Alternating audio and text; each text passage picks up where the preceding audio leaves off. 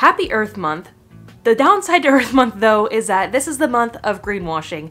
If you don't know what greenwashing is, you can check out this video up here. But in short, it's when wasteful brands try to portray themselves as more eco-friendly to try to make some sales and pull on our heartstrings a little bit. So to avoid all of the greenwashing that's going to be happening this month, today we're going to be diving into how to spot greenwashing for yourself, as well as some greenwashing tactics to look out for. If you're interested in reading along, there is a blog post version linked down below. Or if you're just interested in the condensed version, you can download my free guide to spotting greenwashing on your own. It is always available in the description and you can have it on your phone ready to go at all times. Hello everyone, it's Emma and welcome back to my channel where I talk about all sorts of things zero waste, focusing on free, easy, and fun ways to live low waste and practical ways to be an activist. First, let's discuss what is greenwashing anyway if you've never heard of this term before. According to Merriam-Webster, greenwashing is expressions of environmental concerns, especially as a cover for products, policies, or activities. In simple terms, it's when a company portrays themselves as green or eco to try to make a sale because they're not actually green and eco. Some brands don't even know that they're greenwashing. An example of a brand that I have been emailing with for a while to try to work on a partnership, they were like, oh my gosh, we're so excited for this part of our product that is recyclable. As someone who's pretty experienced with greenwashing, and I don't think they're doing this maliciously, I think this is an accident. I was like, what makes your product recyclable and is it recyclable everywhere? They're like, yeah, it's a plastic number 7, so it's recyclable everywhere. And I'm like, no, plastic number 7 is rarely accepted for recycling, especially curbside. And they were pretty shocked. They didn't know that. So this is what I mean when some companies don't even know that they're greenwashing. So with small companies, we do have to give them the benefit of the doubt, but with big companies, they know better. And that being said, some of these companies are doing greenwashing maliciously on purpose. This makes shopping for eco-friendly products a hassle. It can make it time-consuming, it can make it difficult, especially for people who are new to the environmental movement and don't even really know how to find a good quality, truly eco-friendly product on their own, which is why we're talking about it in this video. Not everyone has this knowledge, and that's okay. We all learn at different times, so don't beat yourself up, don't be mean to other people, and just spread this knowledge with others. You can share this video, you can offer them my free guide, especially if you are new to the environmental movement, but I still get caught up in greenwashing every now and then. It's really important to educate ourselves on the topic of greenwashing so that we can look out for this stuff. So greenwashing tactics are just the way that these brands trick us into thinking that their products are more eco-friendly so that we will buy their product. It can be literal lying, it can be false claims, it can be false certifications. And when looking for greenwashing, we need to look at the whole brand, not just their one product. Say for example, I found this really cool reusable coffee cup and I'm like, oh my gosh, what a great eco product. But the brand uses fossil fuels in their factories. They ship it in a plastic bag. I don't know. Other stuff. It's not just this one product, but the company as a whole. Now, you don't need to spend hours digging unless you truly want to. Just a few quick searches on their website, a few clicks here and there should get you the answers you need. And if you can't find the answers simply, they're probably not eco-friendly. And again, I don't want to say that just because some brands don't put their stuff on their website, not maliciously, but some brands purposely leave it off of their websites so that we can't find the real information that they're probably trying to hide. My rule of thumb is if a company is truly eco-friendly and they're proud of being eco-friendly and they're owning up to their mistakes, because some brands are like, hey, we're not perfect yet, but we're working on it. Transparency really is one of the biggest things for me personally, even if a brand isn't perfect. If a brand is transparent and still super wasteful, you know, that's a step in the right direction, but that's still not good. But if an eco company is transparent, I can almost guarantee you that they're not greenwashing because they're obviously not trying to lie to us. Now, let's jump into these greenwashing tactics. The first one is not having certifications and not having legitimate certifications. We're going to talk about them as a two-parter. This can be tricky for a few reasons. One being that companies can certify themselves in-house, and that's what makes it not legitimate. It's really important to look for third-party certifications, someone outside of the organization who's looking inside the organization and trying to figure out why they're eco-friendly. This could be things like B Corp, Rainforest Alliance certified, FSC certified. There are so many different third-party certifications you can look for. And second, this can be tricky because just because a company doesn't have a certification doesn't mean they're greenwashing. Again, it all comes down to looking at the company as a whole, and I give grace with this one to small companies. A company that's a startup, just because they're not a B Corp, I'm not gonna be like, oh, they're greenwashing me. That's because getting these certifications takes a lot of time and a lot of money. So not everybody can get it right away. I also really like this one when the certifications are used properly because it's almost an instant way to tell if a brand is good or not. And if you want me to cover all or at least most of these certifications on a YouTube video, I would love to do that. Let me know which certifications you have questions about and I will definitely make that video in the future. It's about to get trickier because what if I told you that a company could have a third-party certification and still be greenwashing? For example, and I see this a lot, and I'm looking at a pile of boxes and I'm sure at least one of them has it on there. A lot of companies will say, oh wow, our envelopes, our boxes are FSC certified. Cool, but Amazon could use FSC certified paper. This just means that it's not paper that's causing deforestation. But just because they're using a box that's made from pretty eco-friendly paper doesn't mean the company as a whole is eco-friendly. So it's all very gray, it's all very nuanced, but hopefully that helps a little bit. Tactic number 2 is hidden trade-offs. What this means is a company's pros don't necessarily outweigh the cons. A super common thing that I see when using this tactic is companies boasting how super eco-friendly they are because they use bioplastic, or that their product is compostable. While this is great, and I still love bioplastics, and you can learn more about my thoughts about bioplastics up here, not everyone has access to compost. Not only does not everybody have access to compost, like I have access to backyard compost, I don't have access to commercial composting, where most bioplastics can be composted only. You can put a few bioplastics in your backyard compost, but you can't overwhelm your backyard compost with a ton of bioplastics, so most of them need to be commercially composted. Not to mention, some bioplastics still contain petroleum-based plastics, meaning that if you put it in your backyard compost, it's going to release microplastics into your compost. If this is all they're doing, saying like, oh, we use bioplastic mailers, you can compost it, that's a red flag to me. Again, you gotta look at the company as a whole. And that's just one example. So again, when you're looking at the company as a whole, you have to look at, okay, here are the pros. What are the cons to this brand? And do they balance out? Do the pros outweigh the cons? It's just some questions you have to ask yourself. Tactic number 3 is vagueness. This is a hugely popular one, and it really all boils down to a lot of these words like eco and green aren't regulated, so companies can throw them around willy-nilly. Another vague claim that I saw once on a Dasani water bottle that absolutely floored me was, our bottles are up to 30% plastic or recycled plastic, which sounds great to the average person, but you have to look at the fine print. You have to look at that up to 30%. This means that technically speaking, 0% could be recycled plastic. I've also seen other labels that are like, recycle this bottle, it can be made into a pair of jeans. That doesn't mean it's going to. So just these super vague claims that they pull out of thin air and mean almost nothing. And then when it comes to these vague words like green and eco and earth friendly, you have to look at the company again as a whole. How many times am I gonna say that? But like go on their website and see, okay, how are they backing up these claims that they're eco? Or are they backing up these claims? If not, then they're just putting that on there because they can, because this word is not regulated. So in short with this one, look to see if the companies are backing up these vague claims. That one with Dasani, you can check out this video up here where I went back and forth with Dasani for like weeks trying to get a response out of them, and they just kept giving me like canned statements, stuff that's probably from a bot. It was a hot mess, and I never got a full answer from them to see if they actually used 30% recycled plastic or if they were using 0%. But yeah, that was an interesting video. Similar to that one, number 4 is using irrelevant claims. This tactic is more used as a diversion, like, hey, look over here, look at this thing we're doing, so you ignore what we're doing over here. This example is from Megan, who runs the account Activism on Instagram. I will leave this post from hers linked down below. But in this post, she talks about a brand called House of Sunny, in which they're like, look at our vegan sweaters, look how awesome these are. And most people, myself included, typically associate vegan with earth friendly, because more often than not, living a vegan lifestyle, living a lifestyle without relying on animals for resources is more eco-friendly. But of course this is an irrelevant claim because not all the time does vegan equal sustainable, especially with clothing, and that's because plastic is vegan. So the product they were selling was made from virgin plastic, not recycled plastic. And there's also so many different plant-based options I could have chosen, like hemp, like cotton, and so forth. So this is just one example of an irrelevant claim that can kind of sway people to buy your product because they think it's one thing when it's not actually that thing. Another one that unfortunately I have seen quite a lot is with laundry detergent sheets. You can check out my full video about them up here. They actually contain PVA, polyvinyl alcohol, which is a plastic. Almost none of these companies disclose this. They're like, oh wow, look at our product, we're plastic free. And I'm like, no, they actually contain plastic. A different kind of plastic, sure, it's not like plastic, it's a different polymer, sure, but it's still plastic and it's still going to put microplastics in our waterways. Tactic number 5 is the lesser of two evils. Again, another one I see a lot. Gonna bring it back to the bioplastic example. And this is why companies, I think, boast using bioplastics so much, because bioplastics are better than petroleum-based plastics. Usually, not all the time. And also companies that say, oh, we use glass, we're so much more sustainable than using plastic. When really, it's just the lesser of two evils. Glass really isn't that sustainable. Bioplastics, unless we have commercial composting, really isn't that sustainable. And also, unless the bioplastics are made using food waste, if the bioplastics are made from plants that we could be eating, what a waste of resources, in my opinion. Let's use food waste instead. Now, obviously, there is no perfect solution.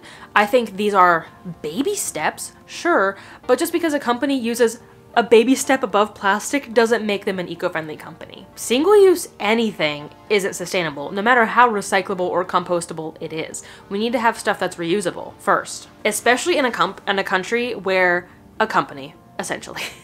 But especially in a country where our recycling systems are so bad, boasting recyclability means almost nothing. Especially when these products aren't even made from recycled materials, when they're made from virgin materials. Now, if someone's like, hey, we use recycled metal, we use recycled plastic, I think that's great, and I love supporting the recycling economy, even if it is plastic. But if it's virgin material, just not plastic, and they're like, wow, look how great we are, it's really not that great. Tactic number 6, I hate this one. This might be my least favorite, actually. My least favorite, the one I hate the most, and that is having an eco-friendly line.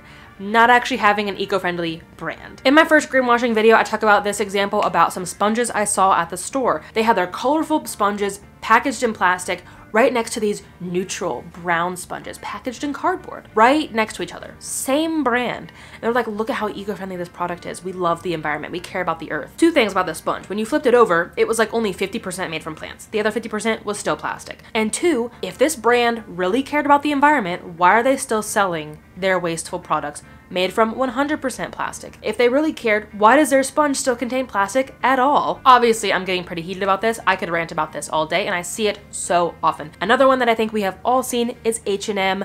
They are a fast fashion giant. If you don't know about fast fashion, oh gosh, I talked about it probably 3 years ago. It's a pretty old video, but I'll leave it linked down below if you don't know what fast fashion is. H&M is a fast fashion giant, and they have an eco-friendly line. I don't know what their products are made out of, but they're like, we have an eco line. If you cared about the planet, make your whole brand eco-friendly. I'm so angry. But what this could also look like, especially during Earth Month, is companies switching to green labels. I know Coca-Cola has done this in the past. Other big wasteful plastic polluters have done this in the past, just changed their branding to green for the month of Earth Month. They add like some trees, they add some recycling symbols to their logos for the month of Earth Month. Why am I saying it like that? Just to make it seem like, oh wow, they're so eco, they're so great. They care so much about the earth for this 1 month of the year. And that's it. But the only thing they change is their label. They don't change anything else. I like to think this one is easy to spot, and maybe that's just because I'm like a seasoned zero waster when it comes to shopping, but even if it is the most sustainable thing you have ever seen, you have to look at the company as a whole. This one's very easy to spot when you're shopping in person. As I said with that sponge example, they were right next to each other. So again, look at the brand as a whole. If I had $1 for every time I said that, I would have probably $17 by now. I already briefly mentioned tactic number 7, and that is claiming that it can be recycled. This one is so frustrating, and I see it all the time on soda bottles, on water bottles, and so forth. This is probably the second most hated one by me. And if you look at any major drink company, Dasani, Coca-Cola, Pepsi, they all probably have this on their bottles to some extent. I think Coca-Cola's new thing, this has happened within like the last year or so, being they have something on their label that says, recycle me, see you again next time, or something like that. And sure, plastic can be recycled. Anything can be recycled, but that doesn't mean it will be recycled for several reasons. The consumers recycle wrong. Our recycling systems are flawed. Plastic recycling is not even a valuable system, meaning it's cheaper to make brand new plastic and more expensive to recycle plastic. And we're just gonna stick with Coca-Cola for this example. You have to ask yourself, if Coca-Cola really cared about recycling, why don't they do something about it? Why aren't they paying for recycling research? Why aren't they paying for better recycling systems? Why aren't they paying to take the bottles back and recycle them themselves so that they truly can be made again into a new Coca-Cola bottle? Why don't they go back to their refill model that they used in the 1900s? Something else to consider with this one too is what the materials were made out of. Was that bottle made out of recycled plastic or recycled metal or recycled whatever? Cool.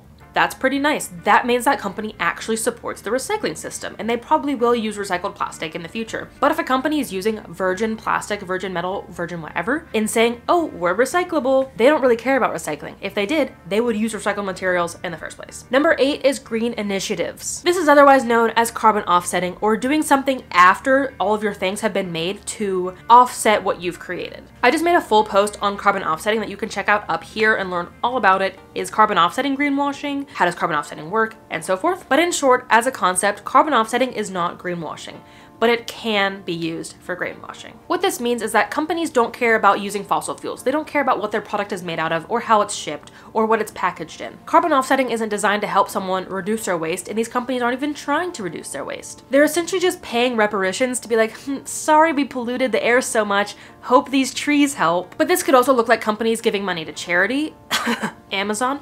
This could also look like companies cleaning up trash. There are other initiatives than just tree planting. Basically just kind of like, hey, look at all this good we're doing over here. We picked up 100 pounds of trash from the ocean. Don't look at how much emissions we created over here. It's another diversion tactic, in my opinion. Now, of course, I think trash cleanups and tree planting are great, but if that's the only thing a company is doing, it's greenwashing. Again, you gotta ask yourself, if this company really cared about the environment, why aren't they reducing their emissions in the first place? Why are they the world's #1 ocean polluter if they really cared about the planet? Number 9 is misleading branding. This seems pretty harmless, right? It's Dawn dish soap putting a baby duck on their packaging because they help animals after oil spills. It's grocery bags putting a recycling symbol on there because, in theory, they can be recycled. It's Coca-Cola changing their label to green during Earth Month because they care so much about the planet, right? It's not harming anyone, but it's harming the system. And it can make innocent shoppers think that their money is going to a good cause. Especially with misleading branding, I see a lot is the recycle symbol. I see it everywhere. I see it on plastic bags. I see it on little tiny pieces of plastic. I see it on mixed materials like Tetra Pak that almost never gets recycled, even if it is accepted. So always be wary of recycling symbols. And if you have questions about recycling, I have a full recycling playlist. You can check it out down below. And always contact your recycling facility, call them, email them, ask them, hey, I saw this piece of packaging with a recycle symbol on it. Do you accept this type of packaging? Number 10 is big picture statistics. What this looks like is a company say at the end of the year, or maybe during Earth Month because it's the month of greenwashing, talking about how many gallons of water they saved this year, how many tons of emissions they cut back this year. At a glance, this looks great. But usually, I'm not gonna say all the time, but usually they don't disclose where they started. They just say, hey, we reduced 100 tons of CO2 this year. Blanket statement, that's it. But what they didn't say was the astronomical amount of CO2 they created the year prior and how this 100 tons, or whatever I said, we'll just stick with 100 tons, is actually just a sliver of their emissions. Of course, any baby step is great, but again, I'm beating the dead horse here. If that's the only thing a company is doing is cutting back a sliver of their emissions, they probably don't care that much. Especially when this is big brands. Again, we're talking Coca-Cola, P&G, Procter & Gamble is P&G, Unilever. If they're just like, oh, we cut back 20 tons of CO2 this year, even though they produce millions, if not billions of tons every year, a little sus to me. We talked about this one briefly a little bit as well, but number 11 is claims of biodegradability.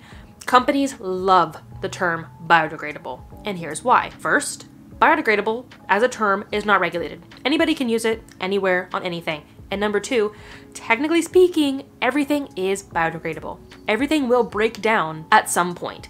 Even big stuff like my phone. I'm not saying Apple putting biodegradable on a cell phone, but I'm saying like anything will biodegrade if you give it long enough. And biodegradable does not mean compostable. It doesn't mean it's going to break back down into soil. It might break down and you can't see it with the naked eye like plastic, but there's still microplastics when you look under a microscope. So because of these two things, companies can just slap biodegradability on everything, even when it's a piece of plastic. I don't see it that often, like blatant lying like that, but I will see it on stuff like bioplastics. Even when bioplastics are made from virgin plastic, not plants, companies will still be like, oh, it's biodegradable. Sure, eventually.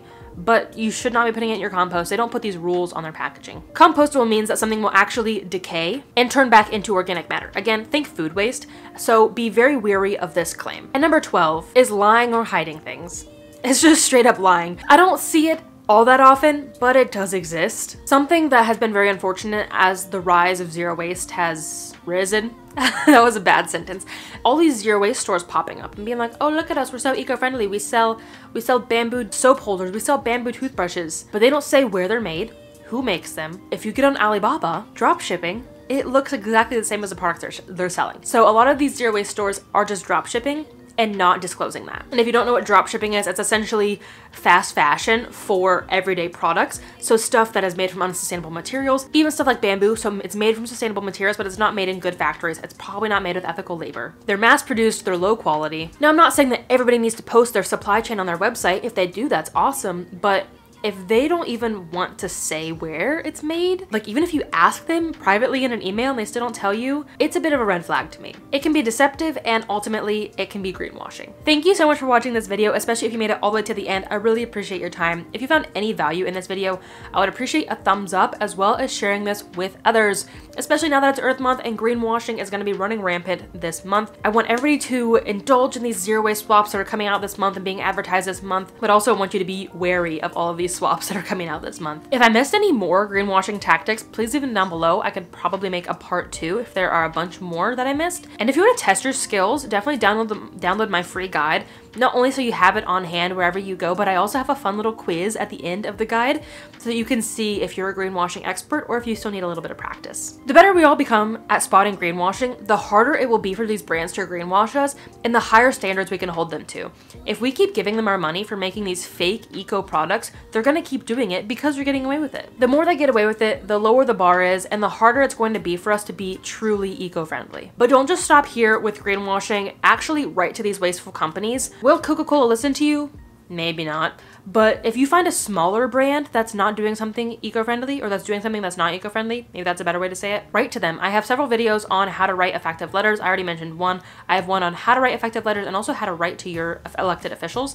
If you want to write to them about making stricter standards for words like biodegradable, eco, green, that could help a lot as well. But again, I appreciate your time. Thank you so much for watching, and I will see you next week. Next week, we're talking about 23 ways that you can celebrate Earth Day this year. Now that you know how to spot greenwashing, let's get into Earth Month festivities and start celebrating. But I'll see you over there. Until then, remember that your small actions have a big impact in the long run. Bye, guys. I don't have the script up. Now, let's jump into those greenwashing tactics. The first one. Now, let's jump into the first. Oh my gosh. Good. Oh my gosh, it's tangled. Oh gosh. Okay, we're almost done. My hair look okay? I think so. Number 8 is green initiatives. What is this? This seems pretty harmless. Wait, did I just develop a list? Thank you so much for reading along. This is a video.